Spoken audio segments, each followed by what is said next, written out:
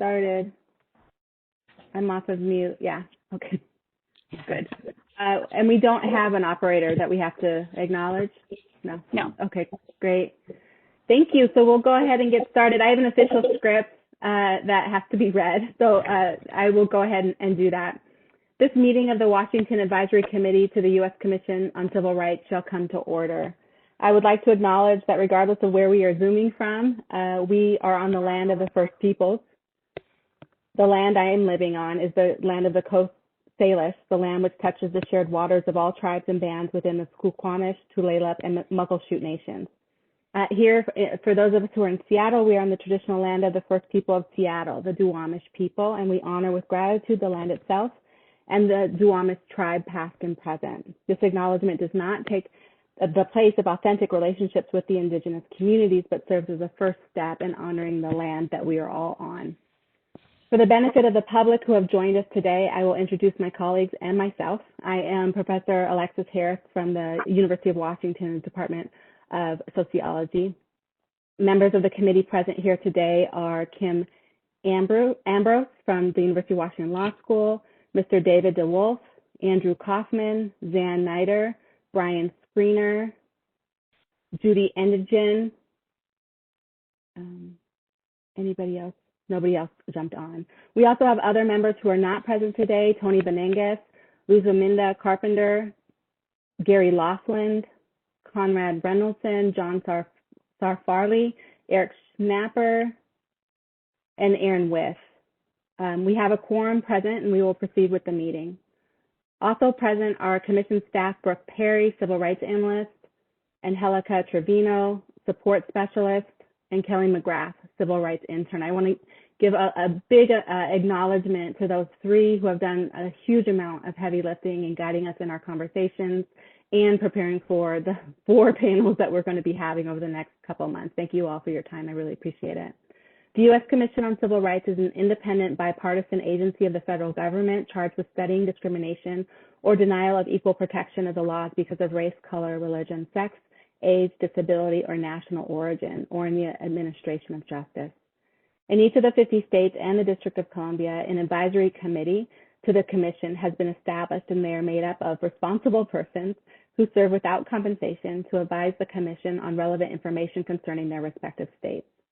Today, our purpose is to hear testimony regarding disparities related to the excessive use of force by police officers, as well as the definitions, policies, and training surrounding the use of force in this state. Today's meeting will also include a period for public comment later on in the agenda and will be an opportunity for members of the public to share their perspective and opinions. If you are a member of the public joined online, Commission staff will be messaging you to see if you would like to comment, so please keep an eye on your chat box. For the members of the public who are joined on the phone with audio only, you will be able to indicate with your keypad when we reach that point in the agenda if you would like to make a comment. At the outset, I want to remind everyone present of our ground rules. This is a public meeting open to the media and the general public. I want to remind everyone that this meeting will be transcribed from a recording for the public record. I ask that you please state your name when you're speaking. Panelists should limit their initial remarks to around 8 minutes. It will be timing you. After all the panelists have spoken, advisory committee members will have the opportunity to ask questions. In addition, written statements may be submitted to Brooke Perry at bperry@usccr.gov by April 19th, 2021. Though some of the statements made today might be controversial, we want to ensure that all invited guests feel welcomed and do not defame or degrade any person or any organization. As the acting chair of today's meeting, I reserve the privilege to cut short any statements that defame, degrade, or do not pertain to the issue at hand.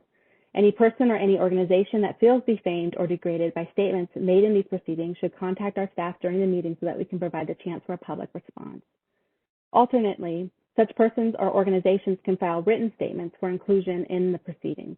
I urge all persons making presentations to be judicious in their statements. The advisory committee appreciates the willingness of all participants to share their views and experience with this committee. And I would now like to begin our meeting by introducing today's panelists. I'm not going to do full-on bios. They are extremely impressive. Just know that we have a wealth of knowledge and experience from on the ground doing the work in our communities. So we are joined by Professor Frank Edwards from Rutgers University, Ms.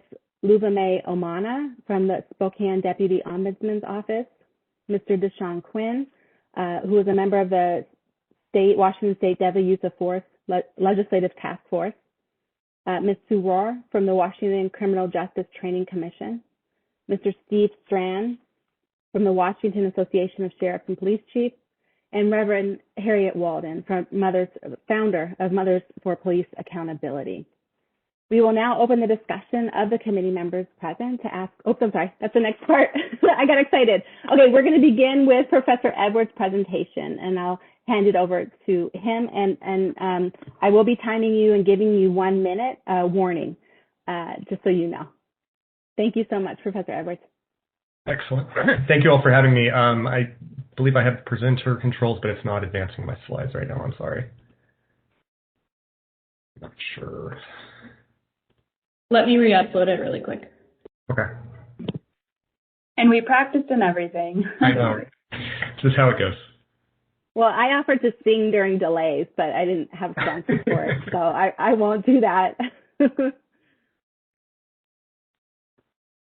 One thing I didn't say was thank you very much to our panelists for being here, and I'll give you a big thank you again at the end. Take it over, Professor Edwards. Okay, I just had it and lost it. Sorry. Now there's no share. I'm working on it. Sorry, I'm just trying to re-upload it. Well, I'll start by saying that I'm going to be presenting today on some ongoing work that looks at police use of force using unofficial data sources. And this is collaborative work with Hedwig Lee at the Washington University of St. Louis and Michael Esposito at University of Michigan. So police kill about 3 people per day in the United States. However, federal and state governments don't systematically track these deaths. So we use unofficial data compiled from news reports to estimate age-specific and lifetime risks of being killed by the police in the United States by race, ethnicity, and sex. And the findings of these 2 papers, what I'm going to present today, have been published in 2 papers, one published in the Proceeding of the National Academies of Sciences in 2019, and one published in the American Journal of Public Health in 2018. So use of force is responsible for about 8% of all male victim homicides. That's my 6-year-old. She's delightful sometimes.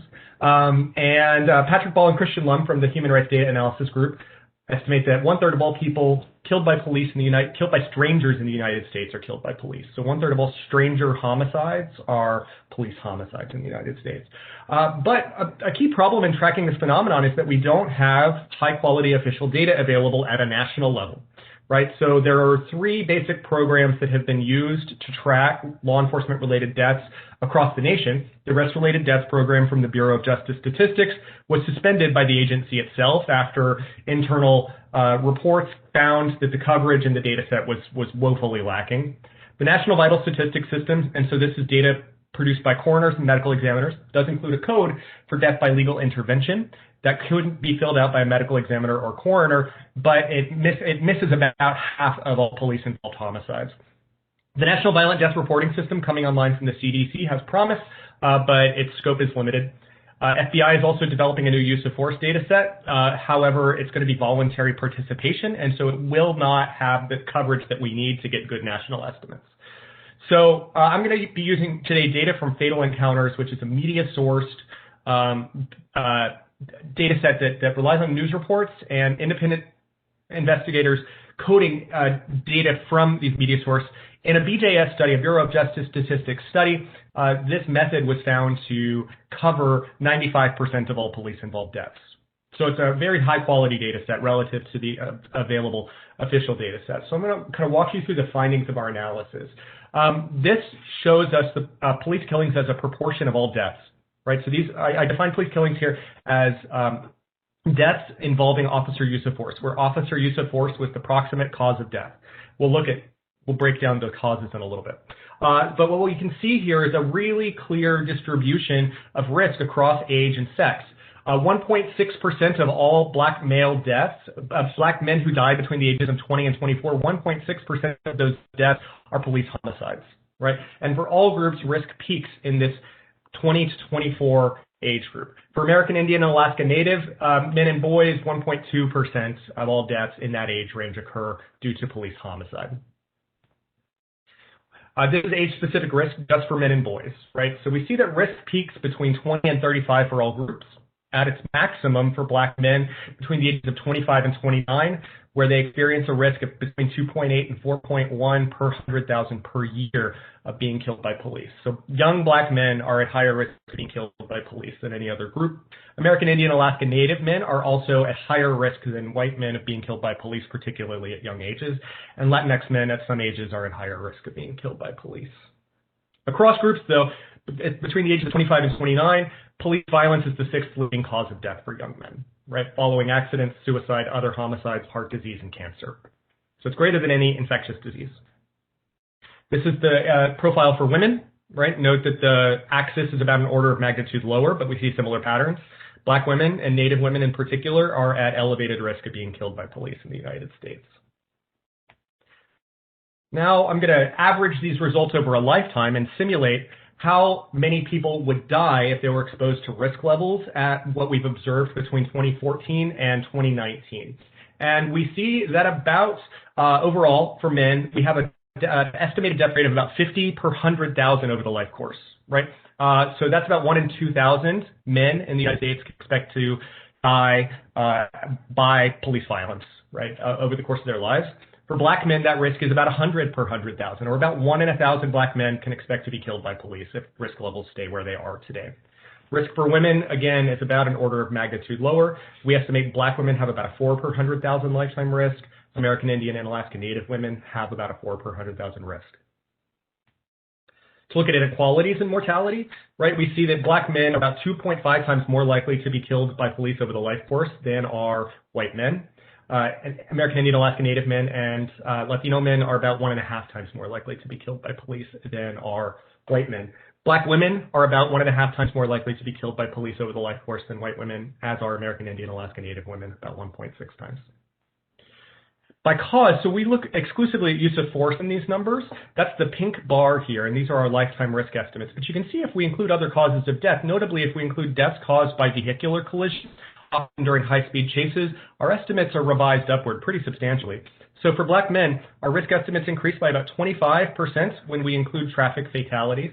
When we include traffic fatalities for women, however, the rate, lifetime risk of Black female death involving law enforcement triples from 4 per 100,000 to 12 per 100,000. Okay, so I'll kind of go quickly over the key findings from the study and move to some Washington-specific numbers.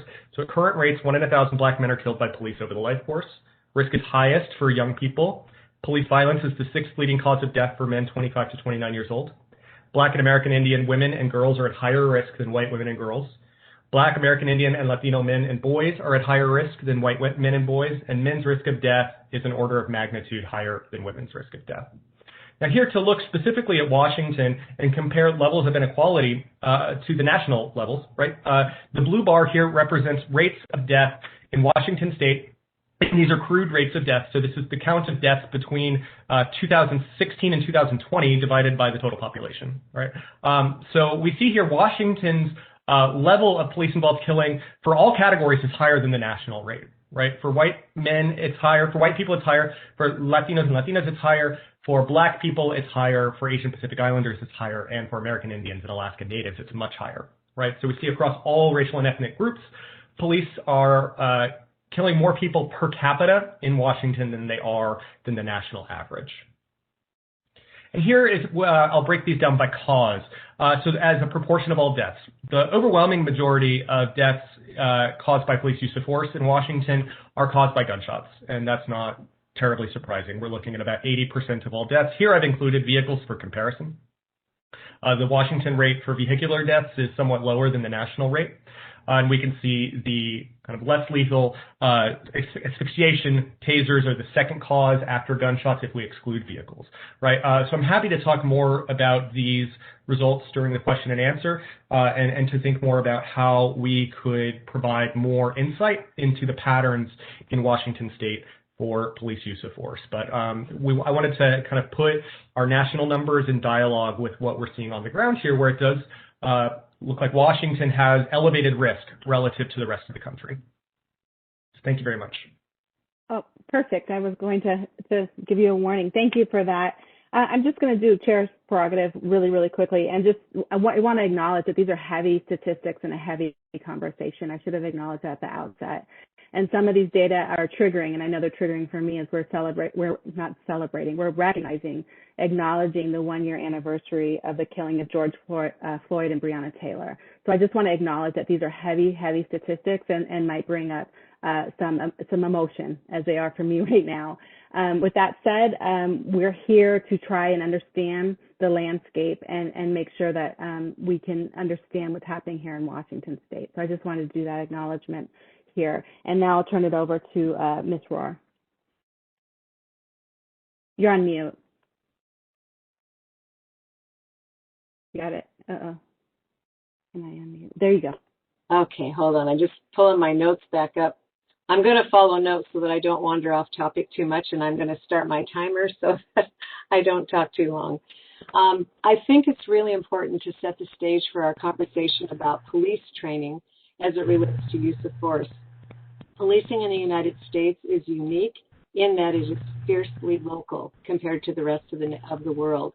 My colleagues from other nations are amazed that we have nearly 18,000 individual police departments and 650 different police academies.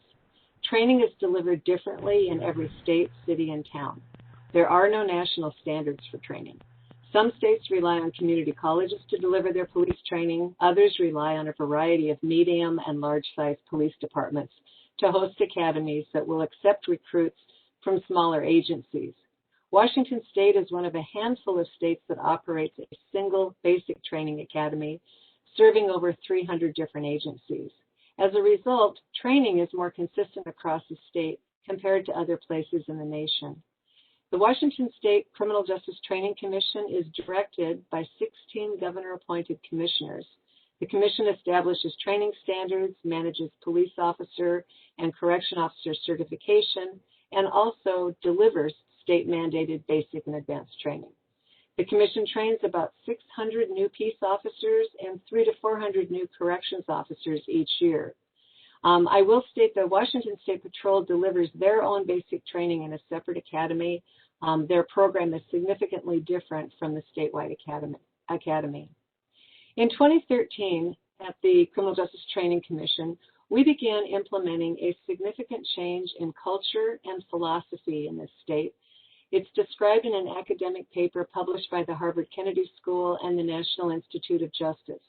That philosophy is described as recommitting policing to democratic ideals and training officers to see their role in the community as guardians rather than warriors. Over the past 8 years, the term guardian has been adopted across the nation, and that term started right here in Washington State. Our academy was used as a point of reference in the first recommendation for the President's Task Force on 21st Century Policing. The Guardian training philosophy relies heavily on constitutional principles, emphasizing the need to balance basic safety and security with civil rights and personal liberty. Each recruit is given a personal copy of the Declaration of Independence and the Constitution, and patriotism is described as being less about waving the flag and more about understanding and upholding the Constitution. This shift in philosophy is reflected in every module of our academy training, specifically in the arena of use of force. We began introducing de-escalation training about 7 years ago to replace the traditional ask, tell, make model. Under that old model, officers were trained to gain compliance by first asking subjects to comply. If they didn't immediately comply, the officer was instructed to forcefully demand compliance. That's the tell part of the equation. If that didn't work, they were instructed to immediately use force to gain compliance. This strategy was generally applied very quickly and relied on using overwhelming force to quickly gain control of situations without regard for issues such as mental illness. What I observed during the course of my career is many senior officers moved away from the ask, tell, make strategy as they gained more experience in the field. They learned that this method of gaining compliance actually escalated the resistance and the risk. particularly from subjects who were suffering a mental health crisis or had other communication difficulties. Because of the dramatically increased number of people with mental health issues that police were confronting, it became more urgent for us to change our training model. The shift in use of force training that emphasized de-escalation was already underway when Citizens Initiative 940 passed in 2018. The legislature further refined and implemented the initiative into the Law Enforcement Training and Community Safety Act. The Act very specifically mandates de-escalation training for tactics that employ the use of distance and cover to create time for officers to utilize their skills and knowledge learned in crisis intervention training. There are specific training requirements for both basic and advanced training. The basic training curriculum was modified to integrate crisis intervention training, communication, and emotional intelligence skills across the entire training spectrum. Current state law requires that all peace officers have a minimum of 8 hours of crisis intervention training and a 2-hour refresher course every year. Additionally, 25% of all patrol officers for every agency must have an additional 40 hours of crisis intervention training that facilitates a network of cooperation between police agencies and social service providers in their region. The Law Enforcement Training and Community Safety Act also prescribes 24 hours of in-service patrol tactics training for de-escalation for all veteran officers, as well as training in building trust with a variety of communities that have historically troubled relationships with law enforcement, including Native American communities, communities of color, LGBTQ communities, and a wide spectrum of immigrant communities. We are also implementing training about the history of race and policing. It's important to note that the new training requirements were developed through a negotiated rulemaking process that involved more than 20 different community stakeholder groups. We continue to work with representatives of each of these stakeholder groups and hold semi-annual summits to discuss training issues. Unfortunately, the pandemic has made it very challenging, and we've had to conduct our first summits virtually. It was not very satisfying, and we do look forward to the fall of 2021 when we can meet in person. I'm very proud of the improvements we've made in training in Washington State. We still have a lot of work to do, but we're in a better position today than we were a decade ago. One of the things I wish I could wave my magic wand is that the response to improved training would be instantaneous. But we know that police culture has a stronger influence on police behavior than training alone. And in my experience, it takes the better part of a generation to shift behavior. So we're doing everything we can at the Academy. The Washington Association of Sheriffs and Police Chiefs are working with the Commission and the legislature to try and accelerate that change in police culture. Thank you. Thank you very much. We appreciate that. Mr. Strand? Good morning. Thank you. And again, I would just underline what Director Rahr just mentioned about the fact that we're working together on long-term change. Very briefly, I have over 30 years in law enforcement. I was honored to be the chief in Kent, the chief in Bremerton, and both the chief deputy and acting sheriff in King County. And WASPIC, the Washington Association of Sheriffs and Police Chiefs, represent the 39 elected sheriffs around the state, as well as approximately 230 police chiefs. So in other words, the executives, as well as our federal and state partners in the state of Washington. The acronym we go by is WASPIC. And we've been clear and supportive of working for building and improving public trust while balancing that with support for good and engaged policing. Over 2 years ago, in January 2019, our board issued a public statement that included the following, and I think it provides some important background, hopefully, for this discussion. And we said this: WASPIC acknowledges that implicit and institutional bias exists in all aspects of society: criminal justice, education, housing, healthcare, finance, and more. We will work in concert with policymakers and others to make systemic improvements to understand, reduce, and control those biases and barriers. And that there was other parts of that statement, but I think that part is important to note. These are challenging issues. They're complex and nuanced and require us to acknowledge different perspectives and focus on positive changes.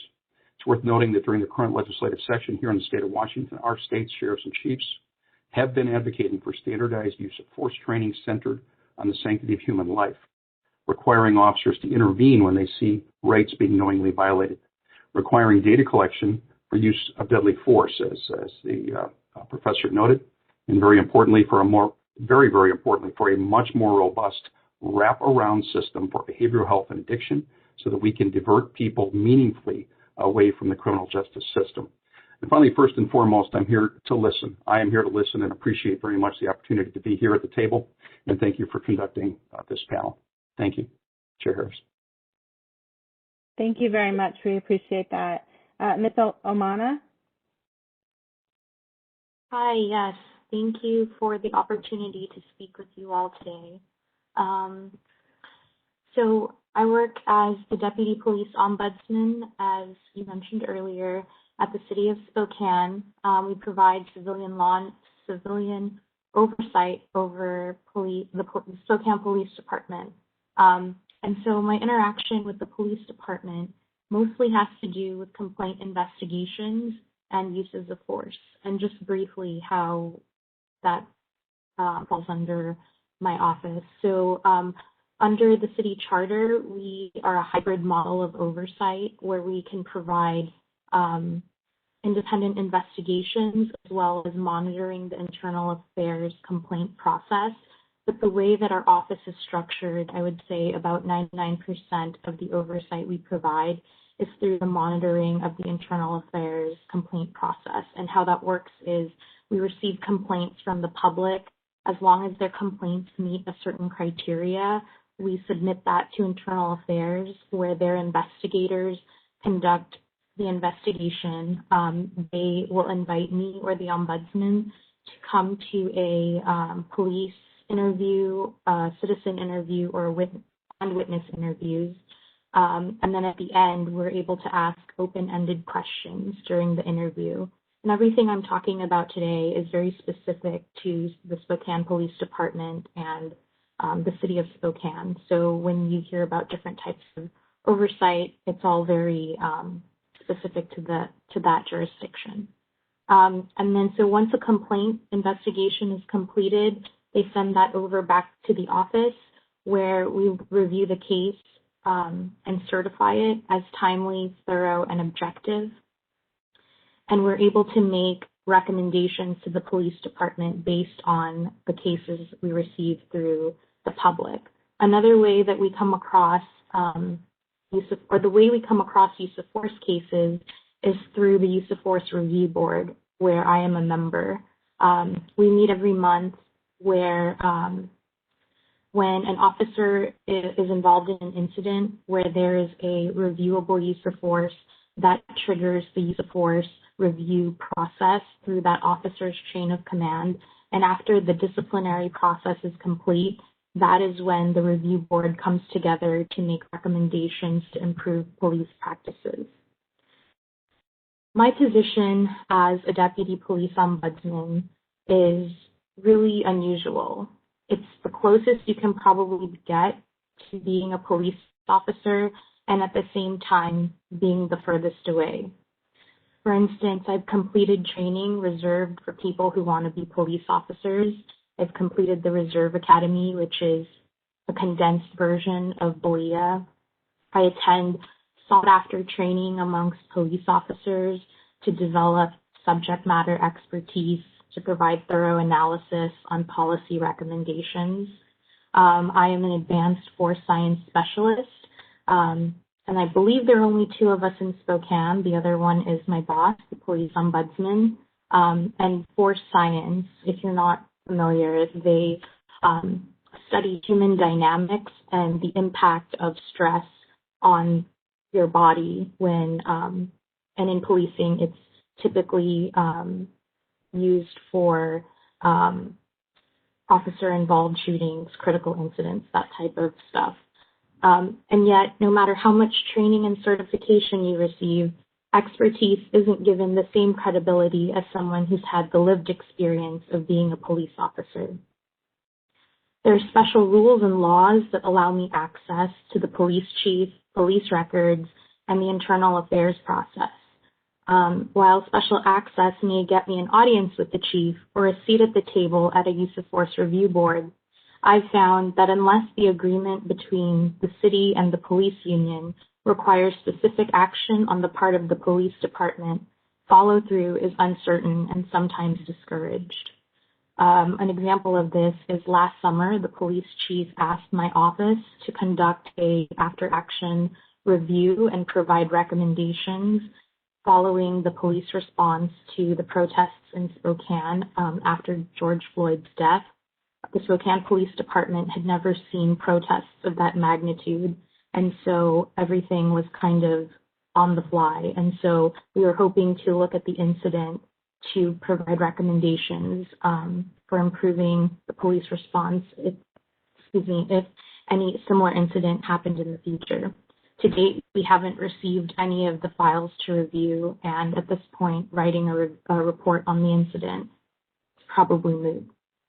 Outside of personnel complaints, force, or subject matter that we make specific recommendations on, the police department isn't required to keep us in the loop. And so more often than not, we find out about things through media releases or reporting in the media. I appreciate one of the panelists before talk about police culture, because that's something that is the palpable thing in every interaction that I've had with the police department in substantive discussions that is present but not really talked about. And so I hope to share in some of my experiences and how I've encountered this. Generally, I would say people are polite. They offer me an opportunity to speak. But when it comes down to it, there is a general reluctance and unwillingness to be critical.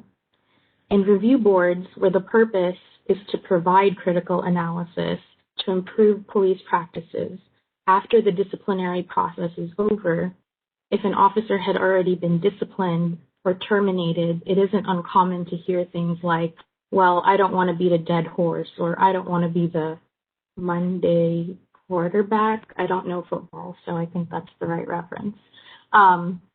In 2017, Spokane had 7 officer-involved shootings, which comparatively is not a lot, but for a city of our size, that is the most in recent memory. And so since then, my office has been looking at officer-involved shootings through the lens of, did this have to happen?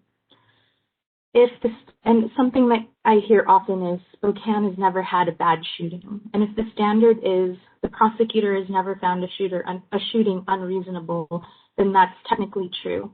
But there should be a difference between the criminal and administrative liability, where the administrative investigation doesn't just follow the criminal, the result of the criminal investigation. Really quick, I'm running out of time, but there are 2 areas that I think are important to include in the discussion of force, and that is tactical analysis. Good tactics can prevent a shooting from occurring, but the way that current case law is set up, we are so focused on the moment that force is used that bad tactics leading up to the moment force is used can still be found in policy and a reasonable use of force. And then the other thing is exceptional techniques. While I appreciate that departments have finite time and resources to train, and so they encourage the use of techniques that officers learn outside of department training. There are departments like Seattle Police Department that have, I think, like a 70-plus page policy on every tool of force that an officer is only allowed to use, and anything outside of that is an out of policy use of force. I'm very skeptical that the use of exceptional techniques while in deadly force incidents is appropriate. When an officer is in a fight for their life is appropriate. It could be a slippery slope to justifying uses of force that are outside of policy typically. Thank you. Thank you so much for your insight, sharing your insight. We look forward to engaging in conversations with all of you. We have 2 more speakers. The next will be Reverend Walden and followed by Deshawn Quinn. Reverend Walden, the screen is yours. Good morning, and thank you so much for this opportunity to present. Again, my name is Reverend Walden. I live in Seattle, been here since 1975. I'm the co-founder of Mothers for Police Accountability. My kids got beat up. You saw Maya in here earlier. He was one of those individuals one of my kids that got beat up 30 years ago, and I started an organization called Mothers Against Police Harassment.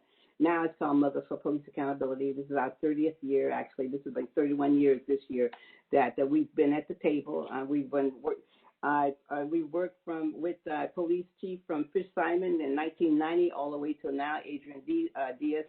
We've never left the table. We believe in police reform. We believe that grassroots people know the answers. They're close to the problem, and they should always be part of the solution. And as a result of that, one of the things that we've heard today is about the crisis intervention and Mothers Police Accountability. That idea came from us back in 1996 after the killing of Border Guard Mitchell, an 84-year-old man that he was having a bad day. And we felt like, man, anybody can have a bad day. Elderly people can take. I've gotten to be one of those elderly people now. Check that out. I wasn't at that time. But anyway, we said that, people can take too much medicine or not enough, and and so we wanted to have some people, the police trained to be able to work with people who were having a mental ill crisis, and you can have one for houses burning down. There's many reasons to have one, but we need people who are trained to be able to handle that in a humane way. And so we worked with the police department from 1996 all the way to 1998, and we were able to set up the crisis intervention training. The DOJ, when they came to town, it was volunteer then, but when the DOJ came by and investigated the Seattle Police Department, after the untimely death of the wood carver, John T. Williams, who was a wood carver, he was walking across the street minding his own business when he got shot by the police. 4 seconds, it was 4 seconds when the police officer gave that command until the late John T. Williams had been killed. And that's not enough time for nobody to actually move to do anything. So as a result of that, the DOJ came to town, and there was a finding. There was a finding that Seattle was practicing unconstitutional policing, and it was like 10 findings. And one of those findings also, they did talk about the use of force. And one of the things, I was appointed by the by McGinn to be be on the commission. I'm still on the commission. I was the co-chair for 5 years. As of this year, I'm no longer co-chair. But the time in the beginning, one of the things that we worked on and how we got our MECA status was on the use of force policy. And we wanted to, we worked on that, and we were demanding that the police department actually look at de-escalation, and that should be the first thing they should do. I mean, it's to de-escalate the event in the beginning, and sometimes that's been successful and sometimes it's not. But one of the things that we've learned over time is that if the policy is not updated and the officer is not trained to the policy, there will be no discipline. So one of the things is how do you update the policy? How do you continue to have police officers trained to the policy? And I was interested in the professor's stats that he had about black men being killed. And we know the history of policing in America, and it is and the culture is hard to change because we have been fighting to be seen that we are human beings. I mean, the whole issue around policing in America does not see black people as human beings and continue to think that we are criminal when actually we're just crossing the streets just trying to go get a hamburger. We're not doing anything criminal.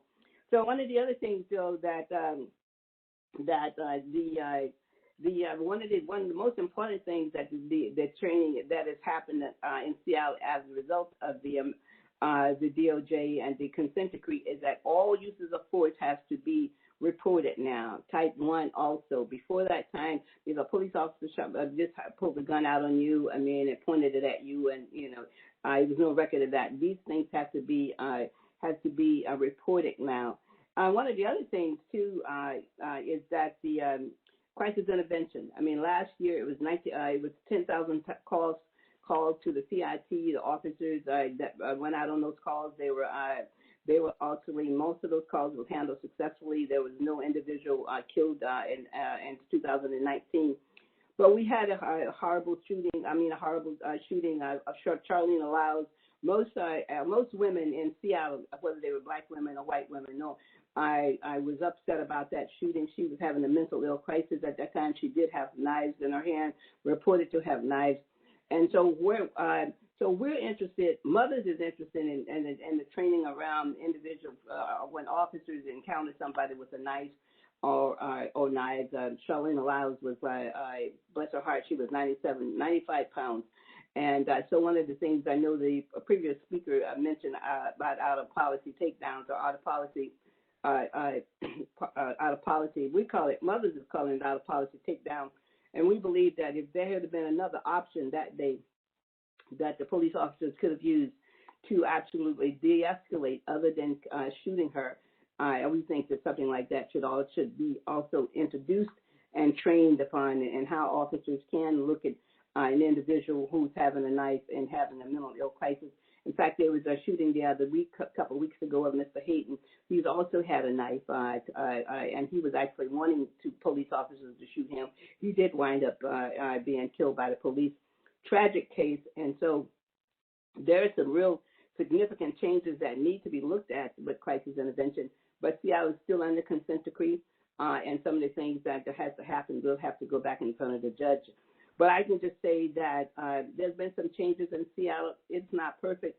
I mean, what you saw this summer, doesn't look like it's been any changes. What you saw in the last after the untimely death of Mr. George Floyd. But prior to that time, Seattle was moving in a rapid clip because they wanted to come from under the consent decree. At the point right now, we're out of compliance, and so it would be a little while before that probably happens. But I'm available for other questions if there's questions to me for later. Thank you.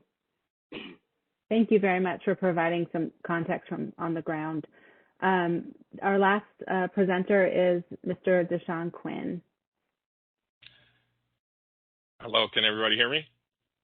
Yeah, I didn't want to make the mistake of 2021, right, is that you're on mute. So thank you all for the opportunity to be present. I also appreciate following a great list of speakers before me. And I will say I have connections to many here, but one I will call out because she was closest to me, which is Reverend Harriet Walden. And what I'm going to discuss a little bit is lived experiences. So Reverend Walden, what she probably knows is that I went to high school with her son, and is the work that you've done for many years, the shoulders and responsibilities that I step into. Also, my relationship with the executive director, Sue Rahr, and also Steve Strand, professionally, having negotiated with, at the time, Sheriff Rahr on contracts throughout King County, and then also Steve Strand as well. And so let me just introduce myself. My name is Deshawn Quinn. I am a Tukwila City Council member, but I am also on the Criminal Justice Training Commission, and have been for some time. And I think my approach is I really just want to share my lived experiences and on the path that got me here. So first and foremost, I am a city council member in the city of Tukwila. We are one of the most diverse school districts in the country. There are 84 different languages spoken in our schools. And as you know, as a city council member, we are also responsible for, and we have our own police department. And we've had, unfortunately, histories of use of force cases that have impacted our communities. And so it is why I participated in 2015, the task force on deadly force. What I would say is at that time, and Sue, please feel free to jump in and correct me, but at the time of the task force, we had on the state RCW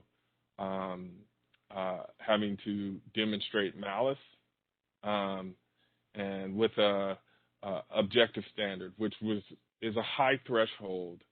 So in conversations at the table, we talked about use of force, but the challenge was we were just scratching the surface that existed as it related to training and other things.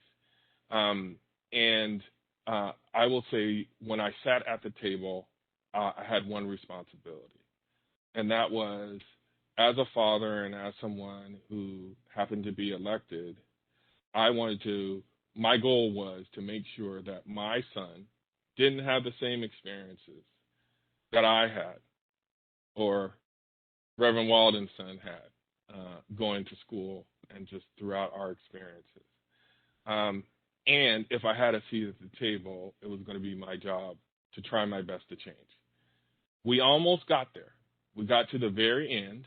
And I think one thing that we did with the task force is those of us who served and communicated with community, we actually went out to communities. We went to Spokane. We went to other places to just share where we were and to really socialize the considerations and potentially really fundamentally challenges as it related to address the issue of excessive force.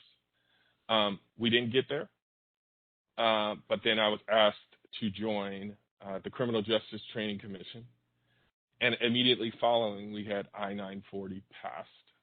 So I actually had the privilege of implementing the WAC rule changes.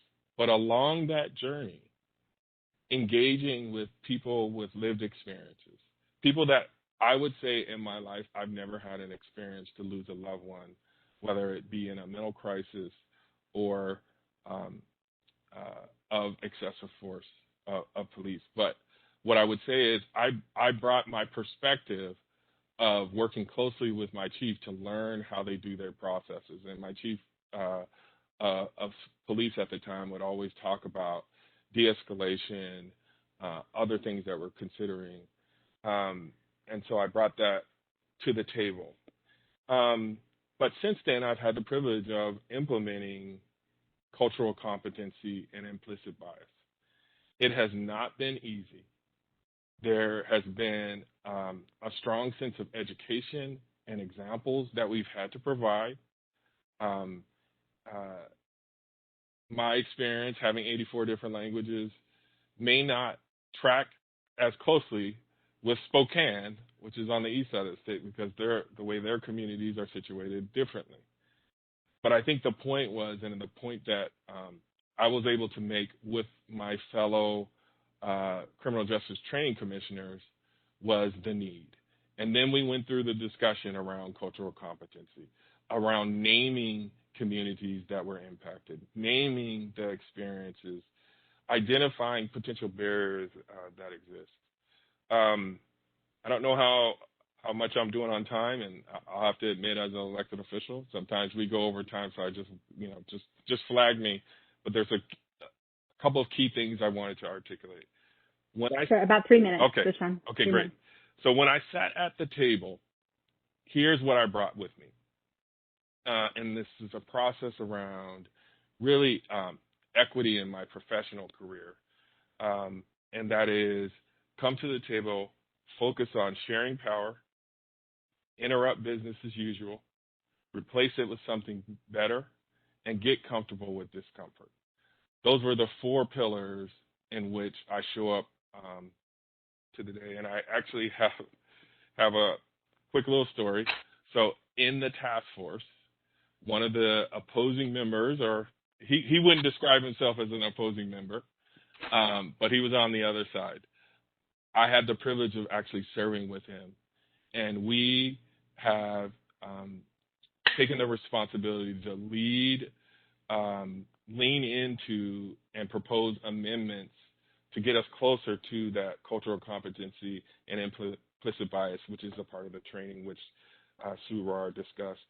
But I think most importantly, and maybe I can leave you with this, what I've learned in serving and being sitting with peers who happen to be law enforcement officers is this interest to normalize a duty to intervene, to normalize having high standards for the public service that they provide. And I think Steve Strand said this, and this is something I say all the time, is if we're going to get to the change that's necessary, we as the institutions have to be part of the solution. Because clearly, we're part of the problem.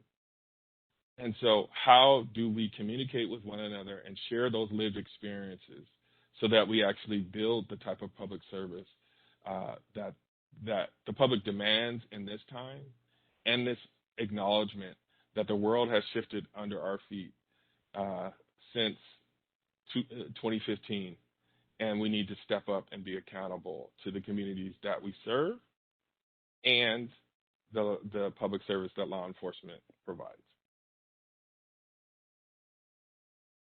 That was great. Thank you all to the panelists so much for sharing your insights and how you engage. There's several different sort of areas that our Q&A discussion can go in.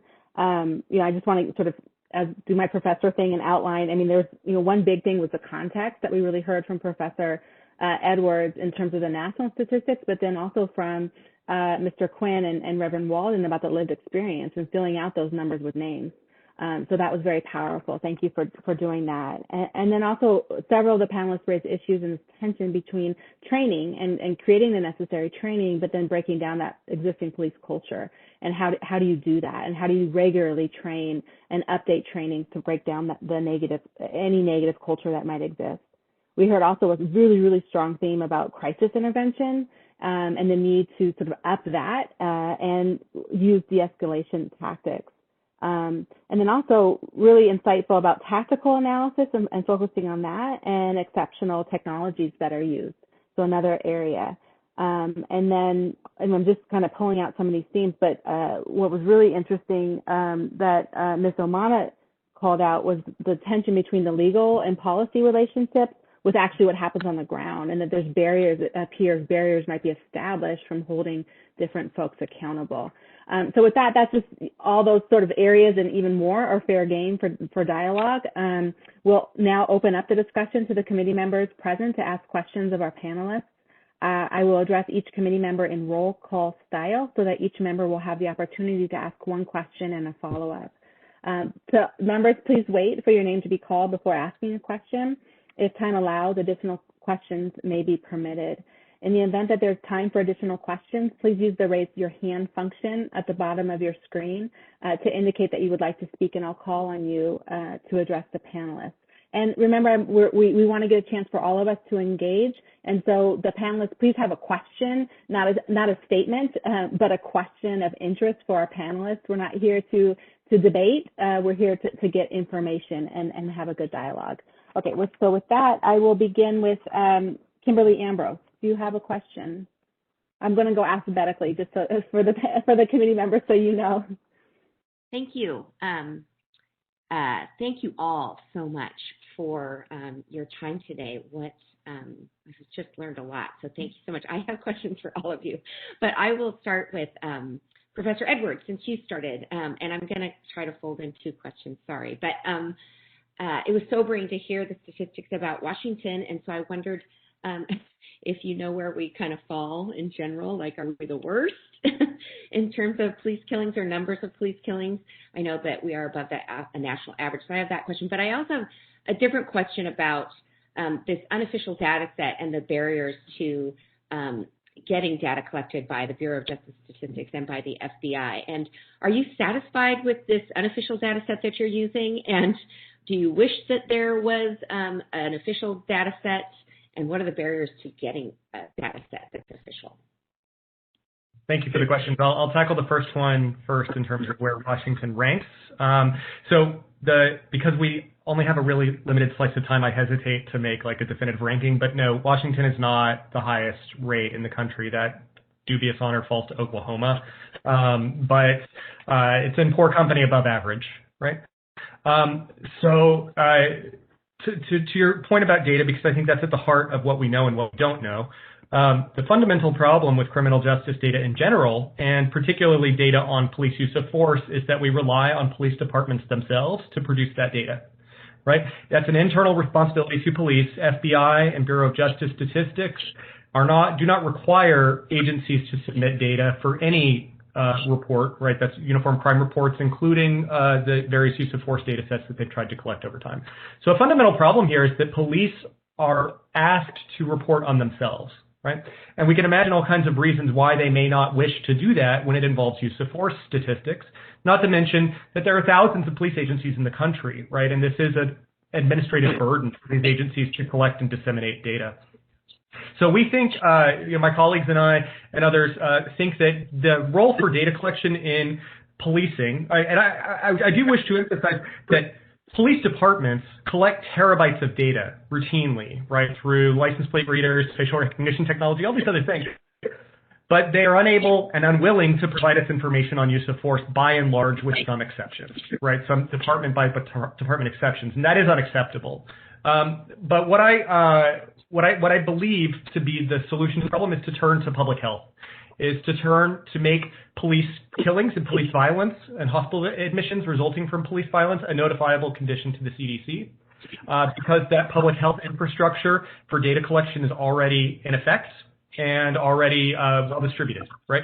So just like any other major public health emergency, like the incidence of an infectious disease that has potential public health consequences, a number of public health scholars, including the American Public Health Association, have suggested that the public health infrastructure is really best served. It's the best opportunity for us to get useful official data because it won't be influenced by law enforcement in the same way that contemporary data collection practices are. And I think we have strong reason to believe that even new data efforts by the FBI or Bureau of Justice Statistics will not be comprehensive. So for now, these unofficial data are the best we have because news reports are the best consistent information we have about police-involved killings. And that is incredibly troubling, right? Because law enforcement has the resources and the infrastructure to collect and report these data, but they choose not to. Thank you. Thank you for that. David DeWolf? Yes, adding my thanks to the wonderful presentations by the panelists. So at the beginning, we saw some very troubling statistics about disparities in the rate at which different groups are subjected to deadly force. A lot of the discussion from the other panelists was about improvements in training and police culture. So hypothetically, let's assume that training was optimal, police culture was raised to an optimal level. What do the panelists believe would be the effect on the statistics cited by Professor Edwards?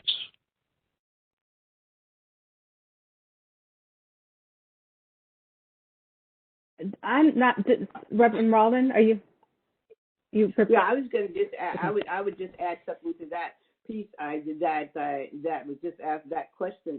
Until we go back and look at the what the dictionary says, and I'm just going to put this out there. The 1905 dictionary says to be white is to be pure, to be like snow, and to be sinless like a white man. And it says that to be black is to be horrible, sullen, and evil, like a Negro. And so until we can go back, we can have all of that training, but until we go back and understand the basic idea here is that black people are horrible and we're evil, and white men are sinless and sinless. So you got to go back and deal with that part of the consciousness before we can have some substantive changes. I do believe that training and culture relevance and all of that is necessary, but you got to go back to the basic things that is almost codified in America, is that the race is codified in some level that we're inferior, and that inferior actually causes us to inherit a lot of the problems or the shootings or something, because there's something inherently wrong with us. And so until we can fix that, and I can know that Deshawn and other people, and also Professor Harris, them has been working on that with her, with the sociology and all of those kinds of things. But I think that's a key problem that has to be on the table. I mean, it has to be out there all the time. I mean, it's in the 1905 dictionary, 1916 dictionary say he who's afraid of a Negro, it's called Negrophobia. It's still in the dictionary. And so until we can go back and look at those things, then I think we can begin to have a shift, but we got to go back and look at the language and see how that language impacts us today. Thank you. Thank you. Any other panelists? Professor Edwards? Yeah, I just want to echo what Reverend Walden said, and I think the history of policing in the United States is infinitely intertwined with the history. The slave patrols were the first organized police force in the United States, and we need to think about how racism has affected the institution from its foundation to today.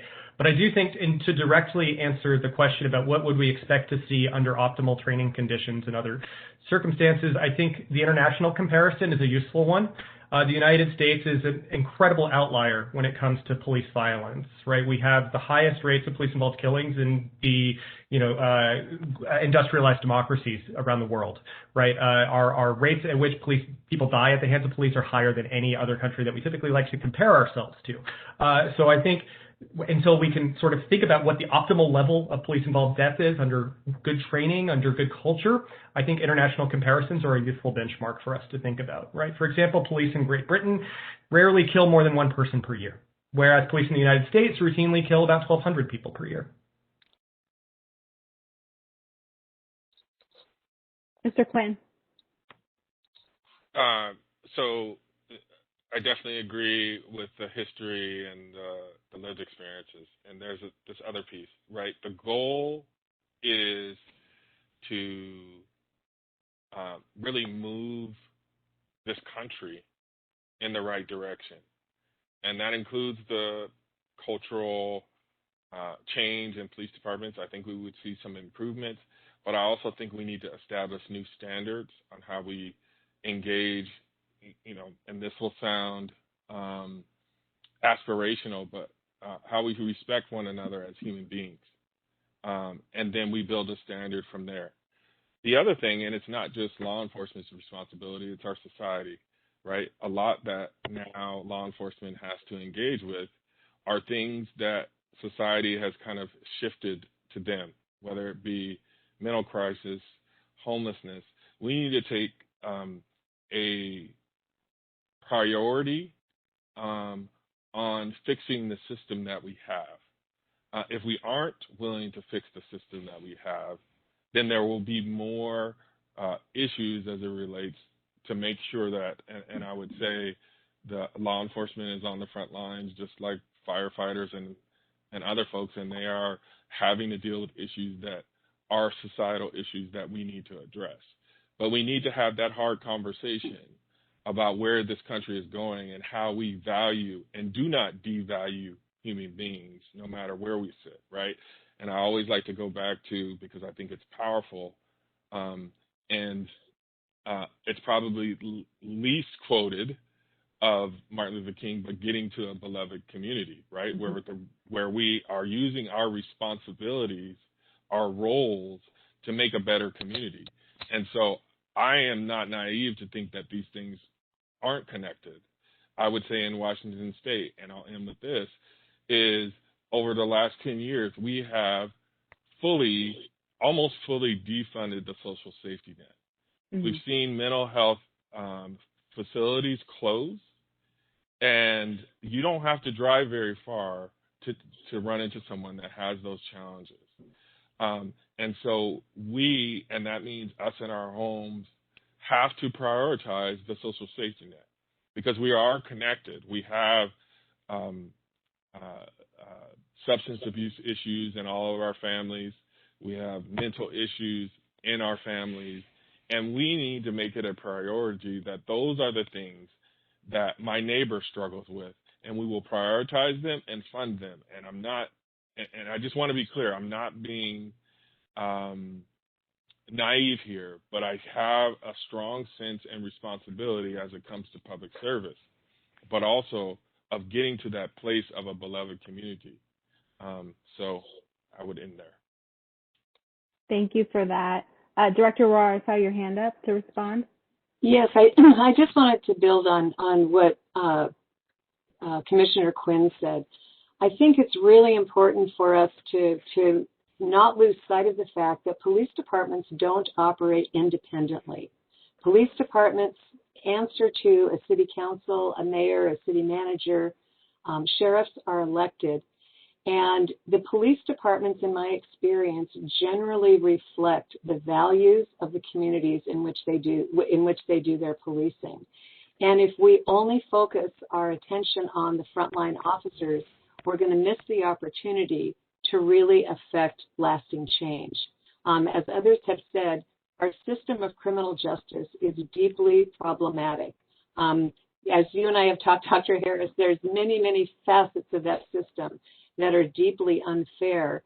We hire police officers from our communities, and they bring their life experience to the table, which is a lifetime of watching very racist images on TVs and movies and school.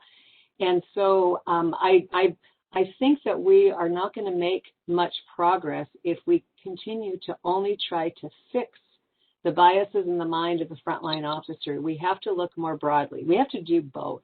But don't lose sight of the fact that local government is accountable for the kind of service that's delivered by their police departments. Thank you for that. Oh, Mr. Strand, and then we'll go to the next question. Just very briefly, and I really appreciate what Councilmember Quinn and Director Rahr said, and I'm on the same page.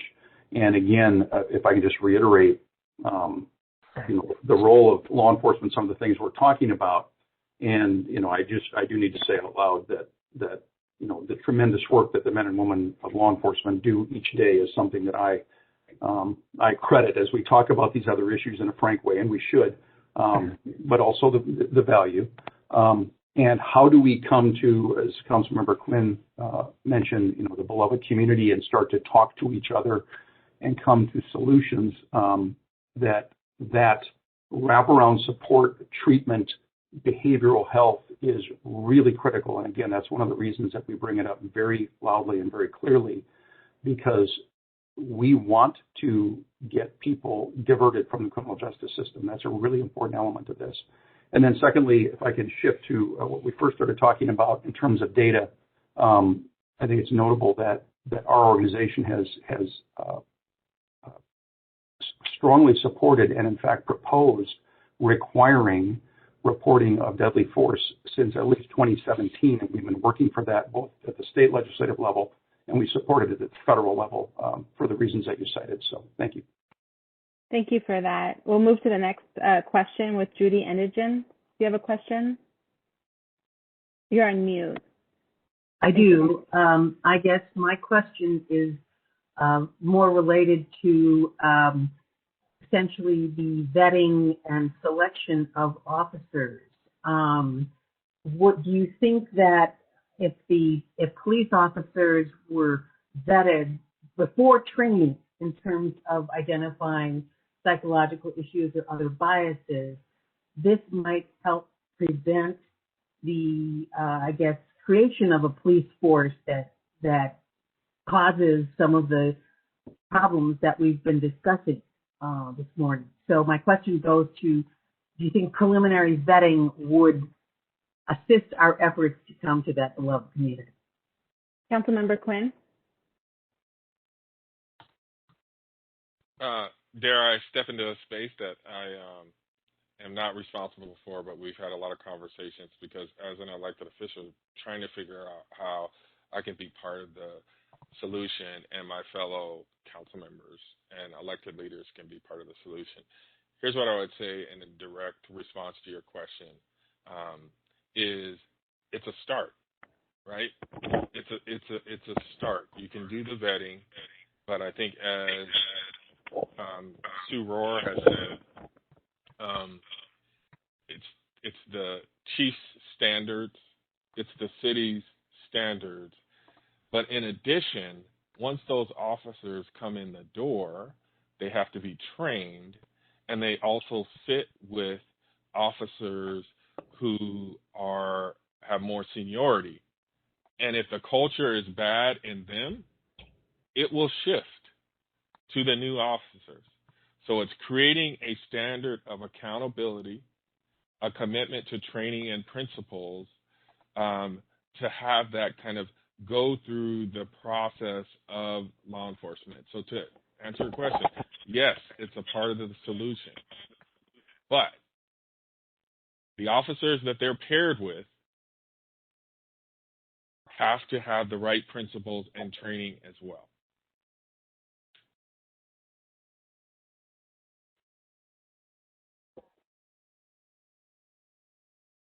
You're muted.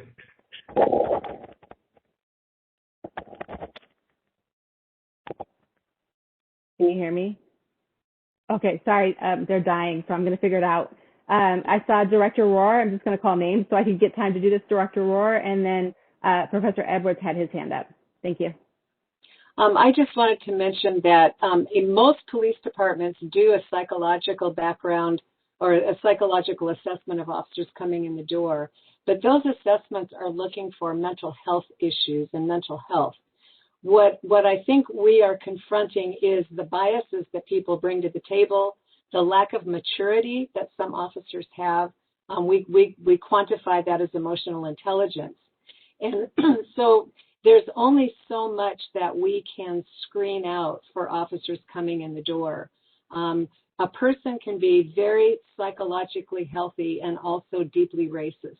So just doing a mental health assessment isn't enough. And it's very difficult to accurately assess a person's worldview. Everybody coming in the door has biases. Anybody who says they're not biased, regardless of their race or gender, is unaware of what their biases are. So while we certainly have to do a responsible amount of screening, honestly, in 4 decades in this profession, I don't think it's possible to screen out people who may bring biases to the table. We can certainly try to make them aware of those biases, but a 5-month police academy is not going to change a lifetime of biased beliefs. And so we really have to take measures to mitigate those biases of people coming in the door. I just wanted to briefly note some recent research that can speak to some of these problems. A scholar named Staf Hashimi, also at Rutgers, has looked at police use of force across New Jersey and looked at how social networks and officer training patterns relate to the deployment of use of force. And her finding is, and again, this kind of speaks to the importance, but also the limited role of training, is that who officers are assigned, junior officers are assigned to work with, and how they are trained on the streets in terms of how to interact with the public plays an incredibly powerful role in how they learn to police and how they use force, right? So if junior officers are assigned to work with and train with heavy force users, they will become heavy force users most of the time, right? And so we need to look not only at training, but we need to look at how officers are assigned to each other and the networks along which that kind of pattern and practice of use of force proceeds.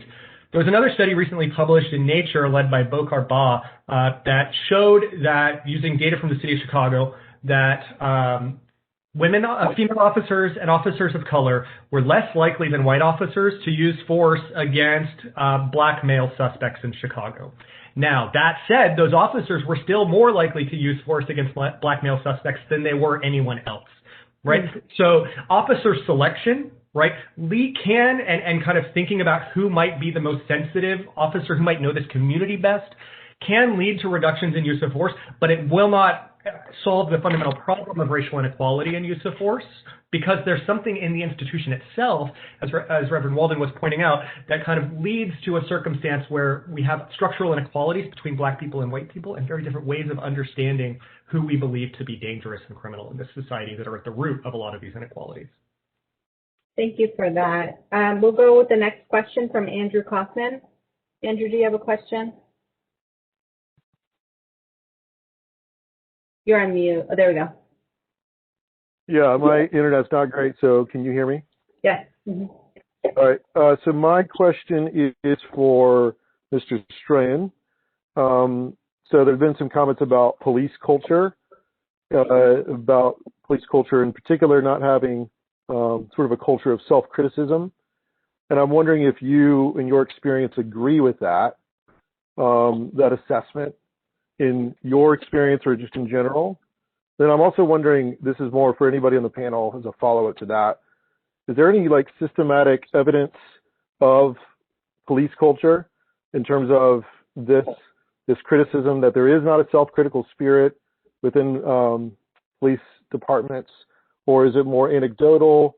I'm just wondering if there's any data or any kind of evidence to sort of back that up in general in Washington State or in the United States in general. Mr. Strand, you want to take the first? There we go. Sure, I'd be happy to, Chair Harris. It's a great question, and I would mention this. I have had the opportunity to lead 4 different departments, one in another state, actually Minnesota, and then here in Washington, 3 different agencies. And the concept of culture is at the center of many of these issues you're talking about. And from my perspective, having been an executive, I think culture is extremely important, and you've talked about that. Driving that is based on 3 issues, which specifically are training, policy, and supervision, which, by the way, are boring and take a lot of time to build. And it is, Director Rahr talked about, we want easy, quick answers. It takes time to build. And I will also say, from my perspective, a lot of departments have outstanding cultures that are continually improving. And one of the things that I think, a phrase that we talked a little bit about is sort of what I would call Monday morning quarterbacking, and a reference to a reluctance culturally to do that Monday morning quarterbacking. I think one of the real leaders in moving law enforcement forward has been Chuck Wexler, who works for the Police Executive Research Forum. And he talks about being very upfront and very deliberate about that Monday morning quarterbacking. And, this turned out the way it turned out. What do we learn? How do we learn from each other? How do we improve this? What do we do with our processes, our policies, our supervision? And again, that's boring and long-term, but that's where this lives. And frankly, that is exactly what we have been working toward for a long time. Laying over the top of that is the continuing demand for substantive change, and we want that to occur very quickly. And I think we have to make those 2 things work together. But does the culture exist where there's reluctance? I think certainly there has been. I certainly saw that in my career early on. I think there's been tremendous improvements. I think we have more improvements to make. Great. Director Rahr? I just want to throw in that there are some very substantive changes happening that I think will help address this problem. Senate Bill 5066, which requires peer intervention. This is a very tangible step toward requiring accountability internally. There's a peer intervention program that was developed in New Orleans PD. It's deeply rooted in research about why people don't intervene to stop bad acts, and it's particularly focused on policing. We have the opportunity in Washington State to mandate that training for all officers, and what that does is it plants the cultural seeds of holding people accountable between peers, for a peer to stand up and say, don't do that, that's not right, all of the George Floyd case, but to also, after the fact, talk about why did that happen, and as Steve said, what did we learn from that? So we can talk about culture, but we also have to take tangible steps, and we have the opportunity to do that in Washington, and I think there's a lot of places in the country that are looking at that as a first step to really shift the culture. Thank you for that. Ms. Omana, you had your hand raised. Yes, in regard to specific examples or evidence of, sorry, I forgot what the specific data you asked for was, but the example I thought to in response is last night as I was preparing for this panel, I did a cursory look at the number of excessive force complaints that the Spokane Police Department received from 2017. And there were, I want to say 33 with allegations of excessive force from 2012 to present. And I looked at the ones from 2017 to present. And every complaint that had an allegation of excessive force was not sustained, unfounded, inadequate, or closes an inquiry. None of it was sustained.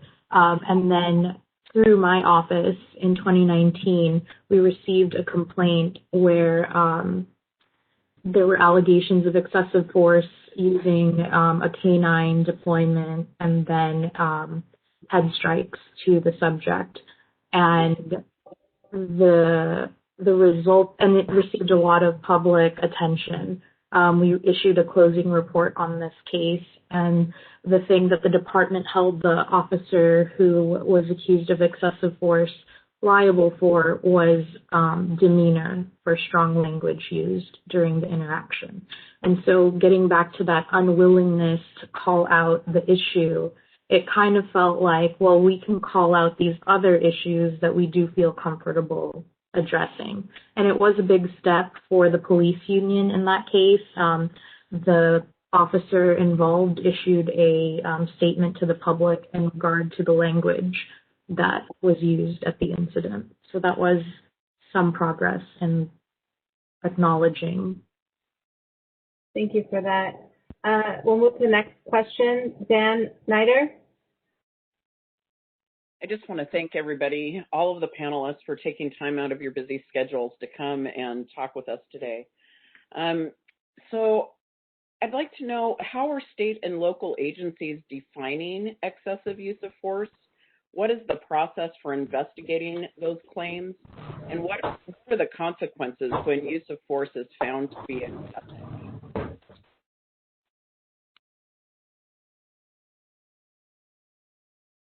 Mr. Strand. I can talk a little bit about that, and Director Rahr would probably have a more extensive answer if she chooses. But I think that's one of the reasons that several groups, including ours, have advocated for standardized training regarding use of force, and again, centered on the sanctity of human life, so that those things are out front. And to your question about what defines what is excessive, what defines what is acceptable, and the fact that we've got, one of the strengths of law enforcement in our country is that it is locally controlled, but it means it's also locally controlled. And so, as I mentioned at the start, 230 roughly local police departments, 39 sheriff's offices, federal and state agencies. That's a lot of different agencies with potentially a lot of different policies. And so that creates some different approaches to these things. It's one of the things we're trying to work through in terms of the duty to intervene bill here in the state of Washington is, what if two different departments from two different areas are working together and something occurs which may violate policy for this department, but not this department? And so I think some of that standardization is really worthy of our further discussion in terms of improving this.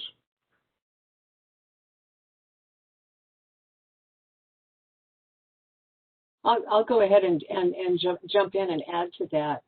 I think this brings us to the crux of one of the fundamental barriers that we're facing in getting our arms wrapped around use of force. And as Steve said, policing is a locally controlled service. And until we have an agreed upon definition of use of force, an agreed definition on standards, what constitutes excessive use of force, I don't think the public is going to be satisfied about the information we give them, because it's a completely different target no matter what community you're in. So I think we really have to start with what does the public expect? How much force does the public want the police to use to apprehend a suspect who has committed a crime or done a dangerous act?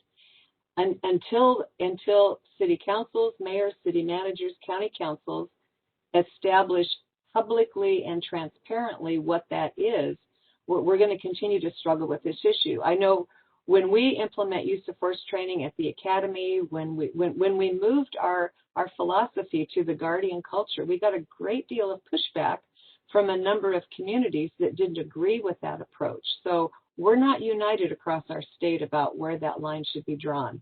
There's also another, elephant in the room to address, and that is like civil liability.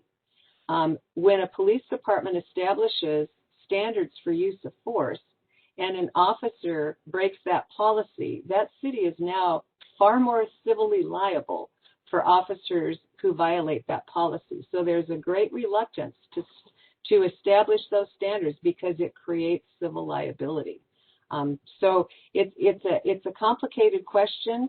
I think the legislature is really grappling with that this session by establishing very clear lines about what constitutes use of force, what constitutes excessive force.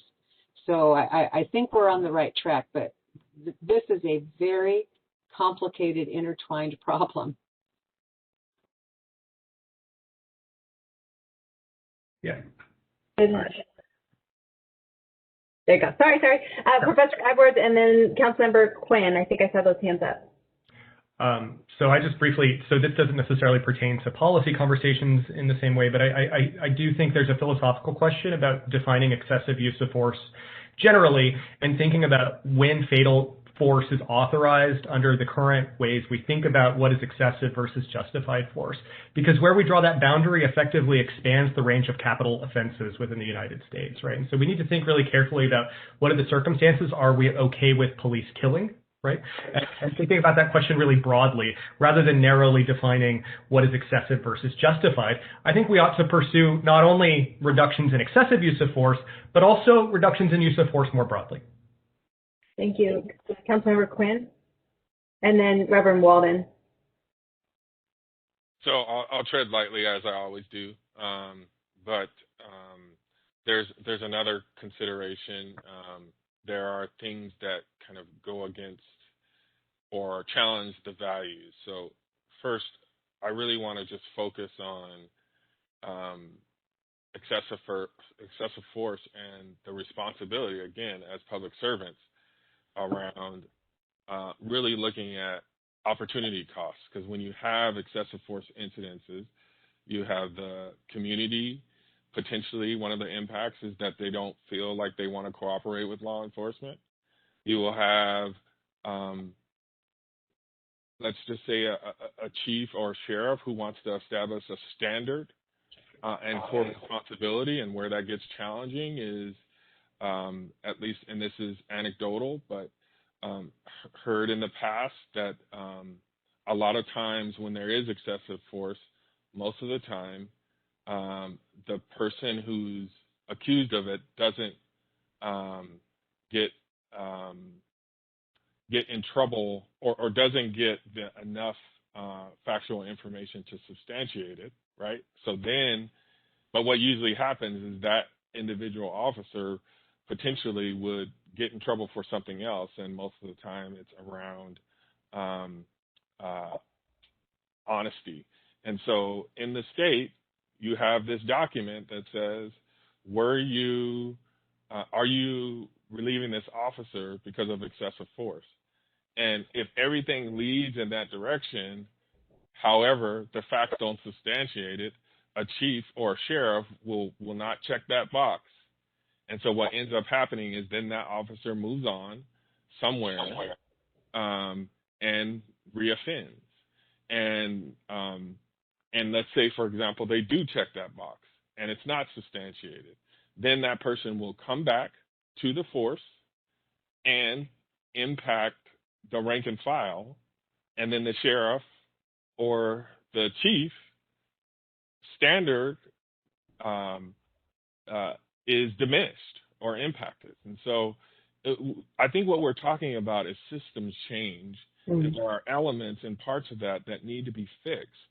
And then the other thing is just the liability is a great one, and those are the considerations. But again,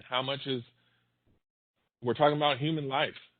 So can we have the hard conversations around insurance?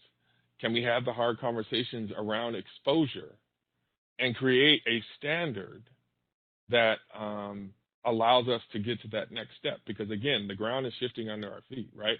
What we hear most from our officers is every time this incident happens, there's a whole lot of work that needs to be done to build trust and support from the community. And in order to have law enforcement that is responsive to public service, you need that cooperation and support from community. So I just wanted to add that, and I'll if I could, I wanted to jump to data. I'm a strategic planning person, and we need to fix the data problem. There needs to be coordination, and I'm not saying kind of a technique, but what needs to happen is we need to be able to size up the same definitions around excessive force so we can actually tackle the problem. Because until we get that fixed, we don't really know how big or small the problem is. So that data needs, whether it's at the state level, whether it's at the federal level, there needs to be a standard because previous conversations around these issues, no one has ever really been able to talk about or point to data if you're trying to move to a direction of really addressing excessive force. Great, thank you. And Reverend Walden, did you want to respond briefly? I just have a quick comment. I just wanted to talk about multiple shooters, excessive force and multiple shooters. And I just wanted to ask the professor, in all of his work, has he come across multiple shooters, and how many times are multiple shooters on a department are responsible for the shootings? I mean, you have some officers been there for 30 years and never discharged their weapons and stuff. So I don't know. I mean, I don't know if it's proper right now, but I just like to find out. He doesn't have to answer that, but I just wanted to put that on his radar when the next time he's doing research to look into multiple shooters, because Seattle has multiple shooters. Every community has multiple shooters on the force. That's what we call them. Mothers call them multiple shooters. Thank you for letting me be out of order. Oh, sure. Thank you. I appreciate that. We're going to go on. We have 3 more sets of questions in about 15 minutes. So, Conrad Reynoldson, do you have a question for our panelists? This is Conrad. I do not at this time. Okay. Thank you very much. Eric Schnapper, do you have questions? Yes, thank you. First, let me thank all the panelists, not just for the presentations today, but for the really important work that you've been doing over many, many years in this incredibly important, intractable problem. I have a question particularly for Mr. Strand, but I'd be delighted to hear from any of you. If you have further thoughts and want to give us some more information, right, I would appreciate that.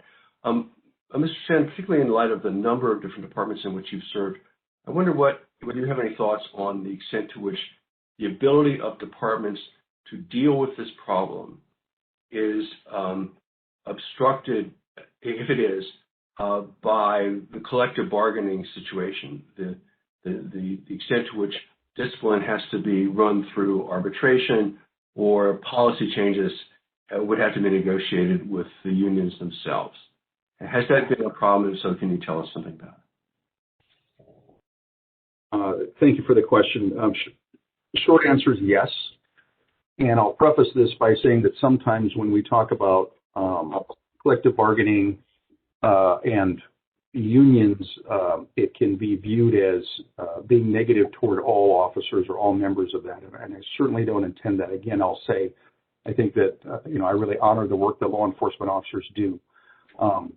We have, and I'm going to come for a second from the perspective of as a WASPIC executive director, we have, as part of our recommendations, and we've strongly advocated for changes and reform to collective bargaining for that very reason, in terms of driving culture and giving the tools to chiefs and sheriffs to effect the positive culture that I think many of you have discussed. The most recent data I saw was that in this state, roughly half of terminations are overturned in arbitration.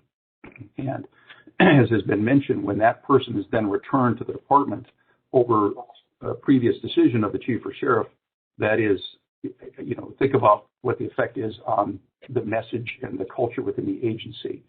And again, I'm not saying that that's terribly common, but that's something that we have strongly advocated for. And if I can give you one quick example, in a department in which I worked, there was an officer who didn't do one particular thing. It was a lot of things. It was cutting corners. It was doing things that were not acceptable to other officers. It was depriving people of individual rights. And it wasn't the one big newsworthy incident. It was a lot of incidents. And the officers came forward to their supervisors and said, this person does this job wrong, and they do it wrong frequently, and they've been doing it wrong for a long time. A lengthy internal investigation was commenced, and that person was terminated. And it took many months of appeals and going through hearings And I don't know what the city spent, but it was tens of thousands of dollars to get that finally upheld at the risk of having that person returned to the department if any of those had been lost in arbitration. So that speaks to the kind of change that we're looking for and the culture change that needs to be driven and some of the impediments. And we've talked about some of those needed changes, and we continue to support those. Thank you for the question. Thank you. Anyone else want to respond? Or Eric, do you have a follow-up? Perhaps you could give us some more information on what your organization has proposed in dealing with the situation. Sure. If I could be very specific, Chair Harris, there is actually a bill that we're supportive of in the legislature, authored by Senator Quinn, that will shift the, and this is a little bit technical, and I apologize for that, but currently arbitrators are, selected both by the union and management. And there is, I guess I would say, a financial incentive for them to always try to split this down the middle so that they can continue to be employed and continue to be hired and compensated for what they do. This bill would shift that to individuals who have no monetary interest in the outcome, but rather make the decision on the facts for discipline and termination. And we think that that's a really good change. Thank you. Great, thank you. What was the bill number? I'm sorry, I'm not going to remember that. I will find it by the end of the meeting. Okay, great, thank you. And then we have our last question from the committee, Brian Screener. You're on mute, Brian. Still on mute. Sorry, I had so many panels open. I want to echo all of my fellow committee members in thanking the panels both for their sharing of a really important discussion today, but also their commitment to their work. This is hard, and we're very grateful and appreciative. My question has a little bit more. It was discussed a little bit earlier, but how we can bring about change, and I know Reverend Warden talked about the really deep issues at play here, but how do we bring about change in changing not only the understanding of the roots of this violence that we see disproportionately on communities of color, but also how do we bring different faces of leadership? How do we bring African Americans into law enforcement? How do we bring more women, more communities, more individuals from the indigenous communities in a way that they can be guardians of their communities, and we can shift this paradigm from the warrior mentality to the guardian mentality. What does that take from a functional management perspective? I know that there's a lot of work to be done on the society level, but what can police organizations and community leaders do specifically to bring about this change in awareness? I think that's a wonderful sort of question, and if okay, I'll do a roll call of our panelists and go through each of you and give you like 1 minute to respond, if that would work. Councilmember Quinn, can we begin with you? Yeah, thank you. I think a big part of this is relational. How I got into this space is building relationships and having kind of intellectual curiosity, but also wanting to hold myself to the way that I would want to engage law enforcement. And then it's also leadership and it's culture. I also think we're on the path. We've added more community members to the Criminal Justice Training Commission. That's a part of it. But I also think that we need to normalize some really quality standards and really stand up entities that are doing the right thing and really putting them out front as a standard. And I would say in my city, we've kind of got some recognition internationally for some of the work that we've done, but it's just a part of it, right? And the system, as I talked about, and I'll end this, is system change takes some time, but it's worth it. And I think it's the kind of generational change where maybe we can get closer to addressing these issues, the root causes that Reverend Walden talked about. it's going to take a lot to change. It's like the greatest American sin, and we just really have to get after it. Thank you for that. Professor Edwards? Thank you. I appreciate the question. I think there's a few things to think about here, and in kind of dialogue with what Councilmember Quinn just said, I think it's important for us to think about the context in which police are violent in the United States and the opportunities that police have to engage the public. And I think that there's increasing research and increasing calls from the community that show that decreasing the frequency with which police officers interact with the community may be the most effective way to reduce violence. So, for example, a lot of people today have talked about things like crisis intervention teams that are trained in de-escalation and mental health and are importantly not armed. Right? I think those kinds of solutions are really fascinating. But I think other people have floated solutions like, do we need armed officers involved in traffic enforcement? Do we need armed officers involved in all kinds of arenas in which the sort of dominant way that police interact with the public is through the use of violence? Right? And by reducing the frequency with which armed officers are interacting with the public, we will reduce rates of fatal violence. And this is one thing about the United States that's quite distinctive, is the levels of violence that our police are involved in. So I think we need to think not only about internal reforms in terms of how we think about what law enforcement does and how they relate to the community, but also thinking about the scope of law enforcement and perhaps reducing the scope of law enforcement, because it is quite expansive, particularly as Councilmember Quinn noted, as the welfare state has been retrenched and retrenched and retrenched. Sheriff Tom Dart in Chicago famously, called Cook County Jail the largest mental health provider in the country, right? And I think we need to take that seriously, and we need to think about how much we're entrusting police with and whether that's appropriate. Great. Thank you for that. Reverend Walden? Thank you. I think one of the basic things is, how do you build community and how do you build trust? And every major event that happened in America, I affect local communities, like the George Floyd incident. It affects local communities, and so if you don't have relationships with the police or community before a major event, then you're back to square one. And so I think you all the time have to continue to build relationships all the time. But also, I believe the police departments need to have a higher level of certification, and that certification should be they should be certified based on how many the use of violence went down, the community engagement, and all of those kinds of things. And it took 30 years for Seattle to get a black police chief. 30 years, and of course circumstances, and now she retired.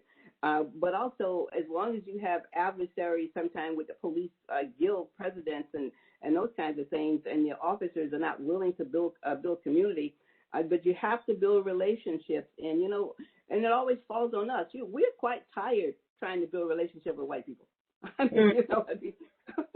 I mean, give us a break. We've been trying this, and it's been a long time. 400 years is a long time to keep trying to build relationships. I think there's incumbent upon other people to try to wake up and be in the modern day world and realize that, we're not going to get out of here alive. We're going to all leave sometime, and let's just make the world a better place and stay at the table. That's what we've done. We've stayed at the table. We never took our marbles and go home. We continue to work at it. It is a work in progress, and I thank you for this opportunity for being here, Chair. Thank you. Thank you, Reverend Walden. Ms. Omana. Yeah, so two things. I kind of wanted to add to what Professor Edwards said about the alternative responses to crisis that fall to law enforcement. In my work on a different task force, I somehow am doing all of the mental health alternative research. And so one of the things that, it's pretty popular perspective that mental health shouldn't fall to law enforcement, but just the way our society, with the deinstitutionalization of mental health hospitals, the first point of contact a lot of people have is law enforcement. And when you ask an officer why they wanted to be a police officer, it probably wasn't to respond to mental health crisis or homelessness. But I think this is a American problem uniquely, perhaps, because we're a very individualistic society. And so when we aren't able to deal with problems on our own, then the natural instinct is to call the police. And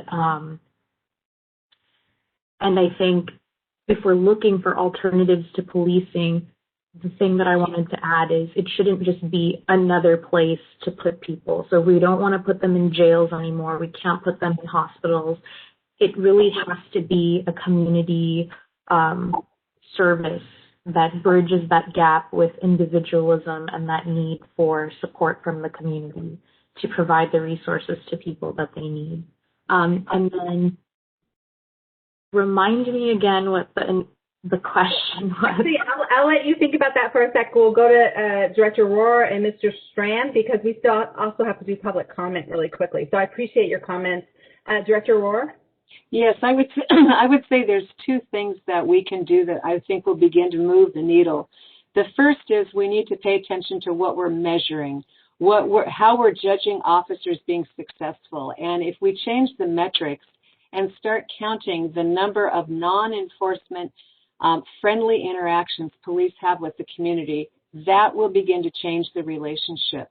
The second important thing that we need to do is look at the internal culture of police departments. And are these departments welcoming of people of color, of different genders, LGBTQ? The culture is everything when it comes to not only attracting people to the organization, but to keeping them. And after 4 decades in this profession, I have struggled with this problem my whole career. And here I am in the last couple of years of a 40-year career, and suddenly I have a very diverse group of people that have joined the training commission in strong leadership positions. They're all people of color. And I ask them, why on earth did you decide to come and work here? And to a person, they each said, I could see this organization wants to get better and wants to innovate. And so we have to show the public that we are dedicated to innovation and that we are inclusive. We can't just show statistics on things. We actually have to live it. Thank you. And Mr. Strand? Thank you. I'll be brief. By the way, the bill number was 5055.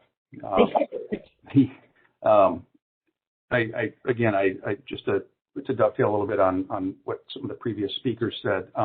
First of all, don't be under the impression that law enforcement is diametrically opposed to the things you're talking about. We are consistent with many of the things you're discussing, and I would reiterate, we need to focus on finding ways to support and encourage innovative and diverse people to do this job and to do it as the public wants them to do it, and they need to be supported and know what the public expects of them. And I think that needs to be sort of an end goal for this. And then finally, I would just mention very specifically, as we talk about alternatives, mental health field response, behavioral health workers going out with officers or in place of officers, alternatives to jail and arrest, which in Seattle is called LEAD, or Law Enforcement Assisted Diversion. We are actually the administrators of those programs with local agencies around the state, and we want to expand those because we've had very good experiences with those. So there's areas here that are already beginning to be built. We have been part of that, and we want to continue to be part of it. So thank you. Thank you so much for your time. We will now open the floor for our period of public comment. We ask speakers to adhere to the topic at hand. If speakers begin to veer away from the topic or begin discussing possibly important but unrelated topics, I will interrupt you and ask them to refrain from doing so. Please note that the public comment period is not an opportunity to ask questions of the panelists, but rather an opportunity to express your concerns and opinions regarding racial disparities in policing in Washington. And I'll turn over to Brooke Perry, who will facilitate the public comment period. So I've been in contact with all of our members of the public who are joined with us today, and we have one person who would like to make a comment. I'd like to introduce you to Bart Logue, who will be commenting. Go ahead, Bart. Thank you. Thank you. I'm calling in by phone, so hopefully it works out that you can hear me. My name is Bart Logue, and I'm the police ombudsman for the city of Spokane. I'm extremely fortunate to be able to work daily with Ms. Luby Mayomana. I find her to really bring insightful work into our office. But I couldn't miss the opportunity to make a comment to such a distinguished panel. Many of the names that I actually already know, but I haven't had the opportunity to meet yet. to get to force, when I look at force, I always try to push necessary into a discussion that largely focuses on reasonable when discussing force with police officers. I understand the reluctance on creating more restrictive policies than mandated by Graham versus Connor, but that's where I have to insert a however. There must be a way to reduce use of force while keeping officers safe. I really appreciated the discussion on data. One quick comment. Can our data collection in force be consistent across the board? For instance, in our jurisdiction, we can't see manual force without complaints or injury because it isn't tracked. Hair pulls, wrist locks, takedowns, etc. They're not even counted. We just had a study on disproportionate contacts with police and people of color in our community. And we found that contacts are disproportionate. Searches of people of color are disproportionate. Reportable uses of force are disproportionate, but we still can't even define the entire problem. So back to force. Even within police agencies, it's clear that there's a higher propensity to use physical force by younger officers than more veteran officers. Most of those veteran officers will tell me, I'm too old to get in that fight. You know, I have to use different tactics, different communications to try to get the job done without resorting to force. So I call that it's a skill set that's developed over a significant period of time while doing the job of policing. Veteran officers are able to talk themselves out of the need to use force. So to simplify it, let's just call that learned de-escalation. So I would propose an emphasis on trained de-escalation. Departments and the state of Washington put significant emphasis on using force in police training, both in the academy and in annual refreshers. While there are some don't use force scenarios throughout, the general tone in a police academy is getting a trainee who may have never been in a fight before to prepare their minds towards the potential fact that they may have to use force out on the job. So we require annual recertifications in using force, defensive tactics, tasers, OC or pepper spray, firearms. In Spokane, we use a lateral neck restraint. I think we need to have a greater commitment to not using force in our training academies. It is the question I would pose to you is it possible to come up with a de-escalation certification similar to some of these other use of force tools and require annual refreshers on it? The other point that I want to make real quickly and briefly is that we have had a very senior police officer write an op-ed in Spokane discussing some of the potential pitfalls against some of the current Senate bills discussing police reform from their opinion. In that op-ed, the person said, if the tools are taken away from us for using intermediate levels of force, excuse me, such as lateral neck restraints, some chemical munitions, some canine usage, it will likely lead to more police shootings. There has to be a way to keep officers safe in fulfilling their duties without immediately saying we will likely shoot more people. We need a greater emphasis and commitment to reducing force. Thank you for the opportunity to address you today. I appreciate the work that you do to make policing safer for our communities, both for our police officers and our other community members. It always re-energizes me to see people working so hard to push positive change. Thank you. Thank you very much, Mr. Lowe, for your comments. We really appreciate that and hope you submit that statement as well. We'll have it on the transcript, so we appreciate that.